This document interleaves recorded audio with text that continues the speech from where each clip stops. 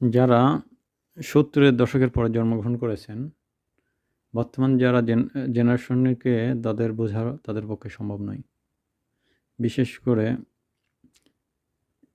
বর্তমান জেনারেশনটা যাদের বয়স এখন ১৭+, ১৭ থেকে ২৫, এদের ভিতরে যে পরিবর্তনটা, বিশেষ করে টেকনোলজিতে তারা অত্যন্ত ফাস্ট এবং তারা বৈশ্বিক যে কালচারটাকে খুব দ্রুত তারা গ্রহণ করতেছে। তাদের ভিতরে ধর্মীয় অনুভূতিটা খুবই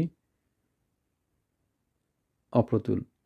অর্থাৎ তারা ধর্মীয়ভাবে অতটা প্রগাঢ়ভাবে বিশ্বাসী নয়।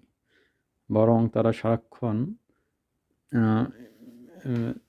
ভার্চুয়াল জগতে সমস্ত কাল্পনিক বিষয়ের ভিতরে তারা নিজেদেরকে নিমজ্জিত করে রাখছে।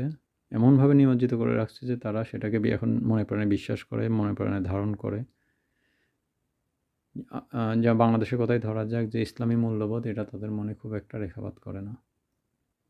সুতরাং তাদের যে গার্ডিয়ান, তারা কল্পনা করতে পারবে না যে পশ্চিমা কালচার অথবা আধুনিক যুগের যে অপসংস্কৃতি বা মূল্যবোধ তাদেরকে কীভাবে আষ্টে পৃষ্ঠে বেঁধে ফেলছে অক্টোপাসের মতো, এবং সেখান থেকে বের হওয়ার তাদের কোনো পথ বা রাস্তা নেই, যদি না মহান আল্লাহ তাদেরকে নিজ কুদরত দিয়ে রক্ষা করেন।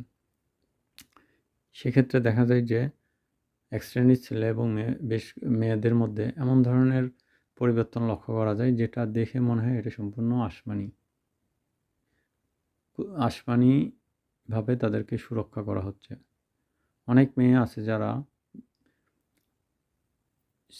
ছেলেদের সঙ্গে দেখা তো দূরে থাকে, মেয়েদের সঙ্গেও তারা দেখা দেয় না। এটা কেন দেখা দেয় না, তা যারা সোশ্যাল